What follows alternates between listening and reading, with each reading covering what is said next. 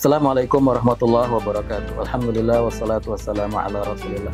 Setiap tahun umat Islam membayarkan zakat fitrah. Setiap Ramadan kita semuanya di akhir Ramadan membayar zakat fitrah. Zakat fitrah adalah kewajiban zakat yang diwajibkan oleh Allah Subhanahu wa taala kepada setiap muslim, baik laki-laki maupun perempuan, merdeka maupun hamba sahaya, sudah dewasa maupun masih anak kecil. Bahkan anak yang baru lahir saja juga diwajibkan membayar zakat fitrah. Karena kalau kita membandingkan antara zakat fitrah dengan zakat mal, kita menemukan zakat mal ada nisab tertentu, ada batas di mana dia harus mengeluarkan ketika sudah sampai pada batas itu. Tetapi dalam zakat fitrah syaratnya hanya satu, orang yang wajib membayar zakat fitrah adalah mereka yang mempunyai kelebihan makanan untuk dirinya dan keluarganya dari hari itu. Sehingga kalau dia mempunyai sisa makanan untuk besok pagi, dia wajib membayar zakat fitrah. Ini menunjukkan bahwa zakat fitrah kewajibannya lebih kuat daripada zakat mal. Tapi sadar tidak sadar, sebenarnya banyak umat Islam yang tidak benar-benar menghayati pembayaran zakat fitrah ini. Mari kita bersama mengeksplorasi kira-kira hikmah apa di balik kewajiban zakat fitrah. Jadi, zakat secara umum mempunyai peran untuk menyucikan jiwa manusia dan juga menyucikan harta yang dimilikinya. Dan hal ini juga berlaku untuk zakat fitrah. Mari kita coba lihat satu persatu. Bagaimana hak zakat fitrah bisa menyucikan diri kita?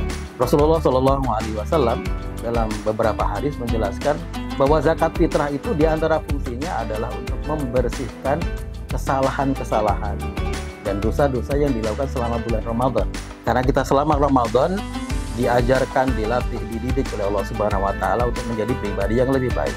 Tetapi pada kenyataannya tidak semua orang, atau kita menyatakan kebanyakan orang, tidak benar-benar berhasil melalui tarbiyah ini. Artinya mereka masih melakukan kesalahan, dosa, menggunjing orang, mungkin menuduh orang, marah, dan seterusnya. Itu semua kemudian Allah berikan kompensasi untuk bisa membersihkan itu semua dengan membayar zakat fitrah. Maka zakat fitrah dalam konteks ini menyucikan dosa-dosa kita, kesalahan-kesalahan kita, kekurangan-kekurangan kita selama bulan Ramadan. Yang kedua, zakat fitrah juga dapat menyucikan harta.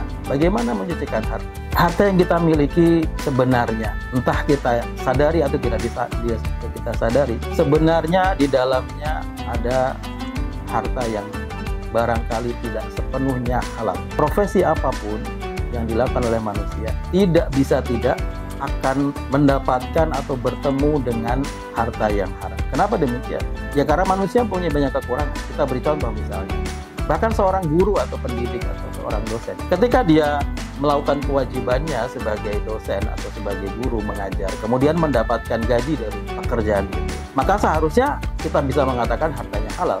Tetapi kalau ketika dia mengajar, ketika dia melaksanakan tugasnya tidak benar-benar sesuai dengan kontrak yang dibuat di awal, perjanjian yang dibuat di awal dengan pemberi kerja, maka artinya sebagian harta itu tidak halal. Jadi yang diterimanya tidak sepenuhnya 100% halal. Kalau kita bicara misalnya seorang pedagang di pasar, mungkin dia sudah berusaha untuk jujur, tidak menipu. Tapi barangkali terkadang namanya manusia jatuh kepada, dia tahu misalnya bahwa bajunya atau barang yang dijual ada kekurangannya, ada robek sedikit, ada warna yang pudar sedikit, tapi dia tidak mau memberikan informasi itu kepada pembeli. Itu ada sedikit horor yang terjadi dalam jual beli itu.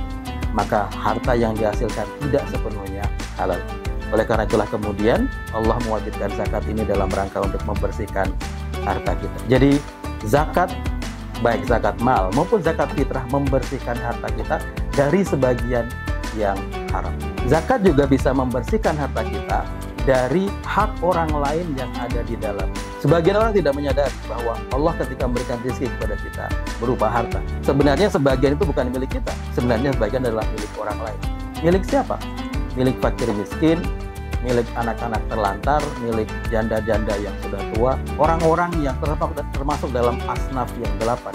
Itu orang-orang yang berhak mendapatkan zakat. Mereka sebenarnya mempunyai hak terhadap sebagian harta kita. Berupa apa? Berupa zakat yang harus kita bayar. Berarti dengan membayarkan zakat, kita telah membersihkan harta kita dari yang bukan milik kita, yaitu yang menjadi hak para fakir miskin dan orang-orang sejenis. Kalau kita bicara zakat fitrah, juga kita bisa eksplorasi dari sisi bahwa zakat fitrah akan membersihkan dari sifat kikir, akan membersihkan dari sifat sombong, akan membersihkan dari sikap takabur. Karena ketika kita berinteraksi dengan orang yang miskin, melihat kondisi mereka, kemudian kita memberikan sebagian dari harta kita kepada mereka, akan timbul sifat rahmat, kasih sayang, tawadhu. Maka kemudian sifat sombong itu luntur, sifat pikir itu luntur, dan kemudian kita merasa sama seperti mereka, bahwa kita sama-sama hamba Allah Subhanahu wa Ta'ala. Hanya kebetulan saja Allah memberikan kelebihan harta kepada kita, dan Allah memberikan cobaan kepada mereka dengan kekurangan harta.